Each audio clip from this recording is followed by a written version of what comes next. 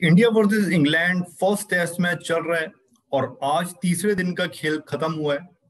तो सबसे पहले तो हम देखते हैं कि पहले 3 दिनों में क्या रहा और अगले 2 दिन में क्या हो सकता है, इस बात पे गौर करते हैं। तो सबसे पहले तो इंग्लैंड ने फर्स्ट इनिंग में जो टॉस जीती उसका पूरा फायदा उठाया, पूरी तरह तैयार होके आए थे। जो रूट ने बेहतरीन डबल सेंचुरी मारी और आपका बेन स्टोक्स ने भी बढ़िया इनिंग्स खेली, उनका ओपनर भी अच्छा खेल गया सिबली, और इन्होंने बहुत अच्छा 550 का स्कोर क्रॉस किया है। तो हमें इंग्लैंड की भी तारीफ करनी होगी। वेल प्लेड जो रूट, वेल प्लेड इंग्लैंड। क्योंकि अपोजिशन टीम है, हम इंडियन प्लेयर्स की तो तारीफ करते हैं काफी, बट जहां पे अपोजिशन भी अच्छा करे तो वो भी हमें तारीफ करनी चाहिए। We should show sportsmanship. So और उसके बाद फिर जो हमारी टीम सिलेक्शन भी रही, इसको लेके काफी क्रिटिसिज्म हुआ कि कुलदीप यादव को क्यों नहीं खिलाया। तो उसके बारे में मैं अभी बात नहीं करूंगा, क्योंकि मैं कल इसके लिए एक सेपरेट वीडियो मैंने बनाया था कुलदीप यादव और नदीम को लेके। तो आपने वो वीडियो नहीं देखा तो वो आप मेरे चैनल पे देख सकते हैं। हम फिर इंडिया की बैटिंग की बात करें तो हम सब सोच रहे थे कि इंडिया अब फर्स्ट इनिंग में इंडिया के बैट्समैन भी अच्छी बैटिंग करके दिखाएंगे, पर हमारी 70 तक की 4 विकेटें गिर गई। तो ये डिसअपॉइंटिंग रहा। तो पहले तो हम ये जो भी डिसमिसल्स रहे इन पे गौर करते हैं एक एक करके। रोहित शर्मा आउट हुए, बॉल बाहर जा रही थी, जोफ्रा आर्चर की बॉल थी। तो जोफ्रा आर्चर ऑब्वियसली बढ़िया बॉलर है, तो बॉलिंग तो वो अच्छी फेंकते हैं। पर मैं उनका डिसमिसल देख रहा था कि अगर उनकी जगह पुजारा होते तो वो बॉल उसको छोड़ देते। बट रोहित शर्मा का नेचुरल गेम है कि हिट करना है, बाउंड्री मारनी है। तो उन्होंने उस पर बाउंड्री मारने की कोशिश की और पीछे कैच आउट हो गए। सो अब इसमें हम क्या कह सकते हैं, वो अपना नेचुरल गेम खेल रहे थे और इस बार उनका नेचुरल गेम इस बार काम नहीं आया। तो हम यही आशा करेंगे आगे काम आए सेकंड इनिंग में या अगले टेस्ट मैच में। और शुभम गिल की बात करें तो शुभम गिल ने स्ट्रेट ड्राइव मारा और बॉल हवा में गई थोड़ा, और क्या कैच पकड़ी जबरदस्त, एंडरसन ने बेहतरीन कैच वाकई। और शुभम गिल के लिए भी मैं यही कहूंगा कि ये एक टेक्निकल फ्लॉ था। स्ट्रेट ड्राइव हवा में नहीं मारना चाहिए था, उसको ग्राउंड पे ही रखते। और अगर उनको लग रहा था उस वक्त कि हवा में ये जाएगा, पिच तक नहीं है, तो उसको थोड़ा लेग साइड पे खेलते, फ्लिक शॉट मारते। यही एक बैट्समैन को अपनी टेक्निक में करना होता है एडजस्ट। पर इंग्लैंड की बॉलिंग और फील्डिंग की तारीफ करनी पड़ेगी। और फिर हमारे कप्तान आए विराट कोहली, और वो ठीक खेल रहे थे थोड़ा, पर पूरी तरह एग्रेसिव मोड में नहीं थे और उन्होंने कैच थमा दी स्पिनर को, डॉम बेस को। तो उनको अपना गेम टाइट करना पड़ेगा विराट कोहली को आगे सीरीज के लिए, क्योंकि वो इतना पिछले एक डेढ़ साल से उन्होंने टेस्ट मैचेस में इतना अच्छा परफॉर्मेंस नहीं दी है। तो गेम टाइट करना पड़ेगा उनको। इंडिया का बेस्ट बैट्समैन माना जाता है, फैब 4 में माना जाता है। तो उस रेपुटेशन पे उन्हें कायम होके दिखाना होगा। अपोजिशन कप्तान ने डबल सेंचुरी लगाई है, तो अब उन्हें भी आगे की इनिंग्स में या अगले मैचेस में करके दिखाना होगा। और यहाँ पे मैं डॉम बेस की भी बात करूंगा कि डॉम बेस के लिए भी कहा जा रहा था जो उनका ऑफ स्पिनर है कि खास नहीं है। पर मैंने जो श्रीलंका के साथ भी सीरीज देखी, उसके हाइलाइट्स देखे थे मैंने, सारी इनकी विकेट्स जो भी गिरी और जो भी बैटिंग रही थी, बॉलिंग रही, और आज भी देखा। तो एक अच्छी बात है डॉम बेस में कि बॉल का टिप्पा अच्छी जगह डालते हैं, उनकी लाइन लेंथ अच्छी है। क्योंकि ये भी एक खास बात होती है कि आप बॉल का टिप्पा सही जगह डालें। अगर आप टिप्पा सही जगह डालेंगे, पिच ने थोड़ा सा अपना कमाल दिखाना शुरू कर दिया है और आसपास आपके फील्डर्स है जो अच्छी फील्डिंग करते हैं, अच्छी कैचेस पकड़ते हैं, तो जहां गलती हुई नहीं, आपको पिच भी आपकी हेल्प करेगी और फील्डर्स भी हेल्प करेंगे और आपको विकेटें मिलेगी। और यही डॉम बेस के साथ भी हुआ है। और फिर हम अजिंक्य रहाणे की डिसमिसल की बात करते हैं। रहाणे भी बेस की बॉल पे आउट हुए, आगे बढ़े, वो बॉल को उन्होंने फुल टॉस बना लिया और तेज हवा में मारा कवर ड्राइव, और जो रूट ने बहुत ही बेहतरीन कैच पकड़ी। वाकई मैंने इनकी जो सीरीज भी देखी थी श्रीलंका के साथ हाईलाइट, तो उसमें भी मैंने नोट किया था कि अपनी कैचेस ये सारी पकड़ रहे थे और सारी मुश्किल मुश्किल कैचेस पकड़ रहे थे। और इंडिया अभी भी वैसे ही कैचेस छोड़ रहा है जैसे ऑस्ट्रेलिया टूर पे छोड़ रहा था। तो यहाँ पे फील्डिंग में, कैचिंग में तो डेफिनेटली इंग्लैंड ने स्कोर किया है और इंडिया की वीकनेस को भी एक्सपोज किया है। इस वजह से भी इंग्लैंड यहाँ पे ऊपर है। और रहाणे की भी मैं बात करूं तो जब वो आगे बढ़े थे, ऐसे पुजारा हर ओवर में आगे बढ़ते हैं। पुजारा से अगर हम कंपेयर करें, जब वो स्पिनर को खेलते हैं, बट वो बॉल को नीचे रखते हैं पुजारा। तो रहाणे को भी बॉल को या तो नीचे रखना चाहिए था ग्राउंड पे, या अगर हवा में मारना था तो बिल्कुल हवा में मारते, कवर ड्राइव ऊपर से फील्डर के। बट ये एक टेक्निकल फ्लॉ था उनको इस पे वर्क करने की जरूरत है, क्योंकि वैसे भी उनका इंडिया में टेस्ट मैचेस में रिकॉर्ड थोड़ा हल्का है। और मैं ये नोट कर रहा था कि इंग्लैंड के साथ जो पहले भी होम सीरीज रही है, होम सीरीज, तो उसमें रहाणे का रिकॉर्ड काफी खराब है एज ए बैट्समैन। पिछली सीरीज से उनको ड्रॉप किया गया था, पर अभी उनका रुतबा काफी बढ़ गया है अब, क्योंकि ऑस्ट्रेलिया में जिता के आए हैं। बट एज ए बैट्समैन तो उन्हें भी परफॉर्म करना होगा, जैसे विराट कोहली को एज ए कैप्टन परफॉर्म करना होगा, उनको जिता के दिखाना होगा। ये मैच नहीं भी जिता पाते तो सीरीज जितानी होगी, ताकि वर्ल्ड टेस्ट चैंपियनशिप के फाइनल में पहुंचाए।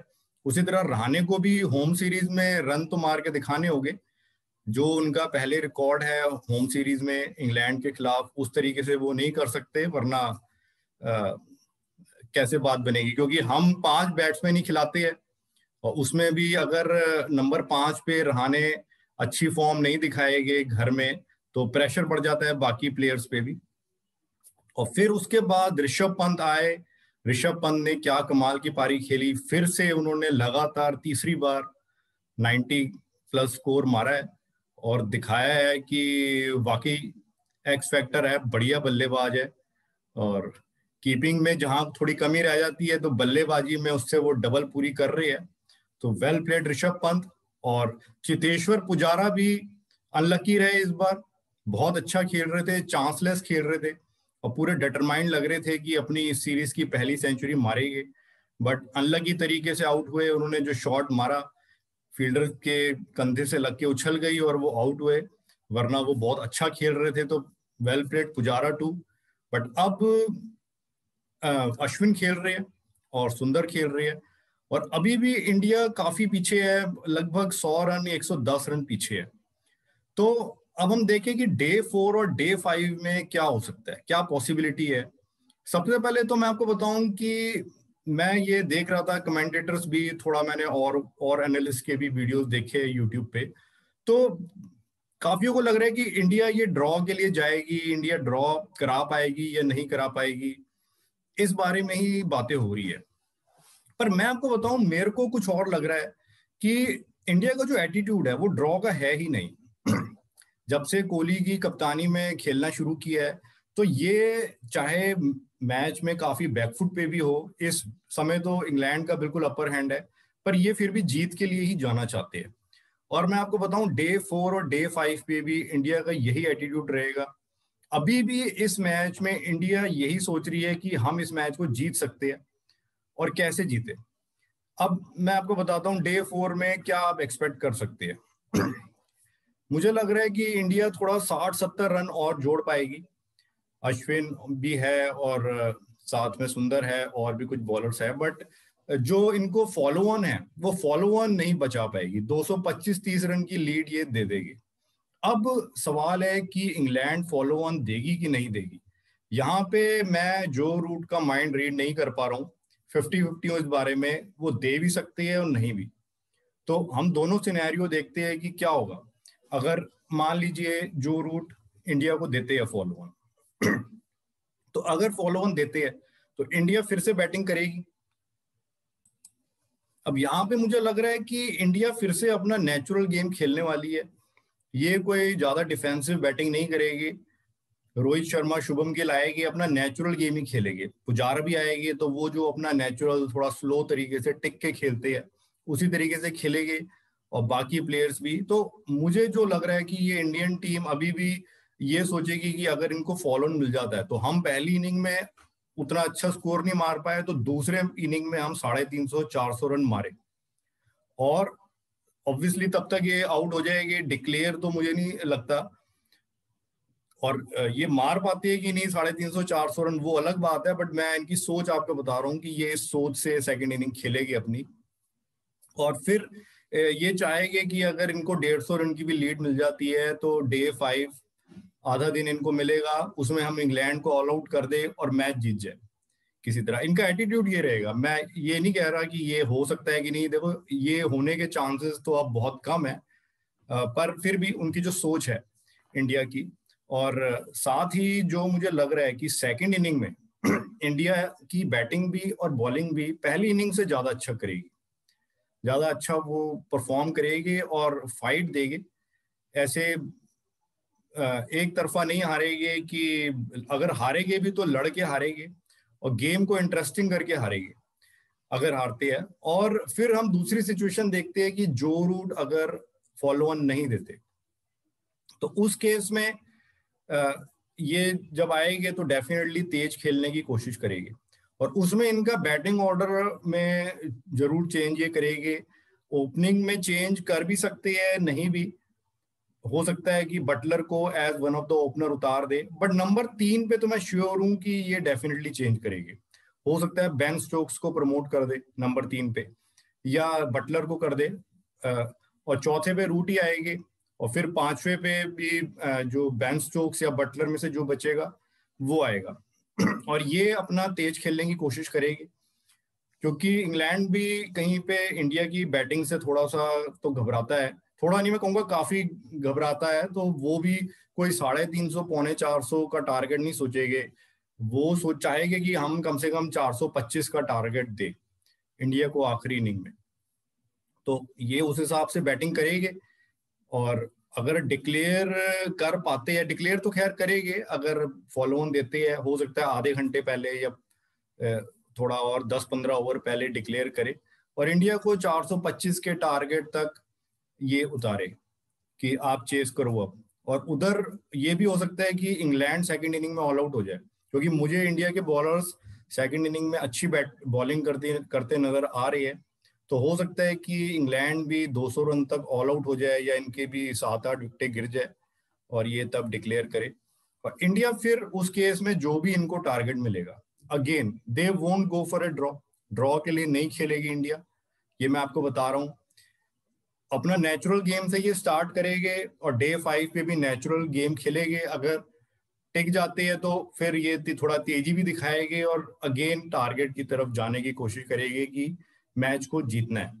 और जीतना तो इस स्टेज पे काफी मुश्किल है इंग्लैंड के लिए भी। मैं कहूंगा उन्होंने काफी मेहनत की है, जो रूट ने डबल सेंचुरी मारी है, पहले मैच पहली इनिंग में 550 का स्कोर क्रॉस किया है। तो वो भी सोच रहे होंगे अगर इतना करके भी हम नहीं जीते तो फिर जीतेंगे कब।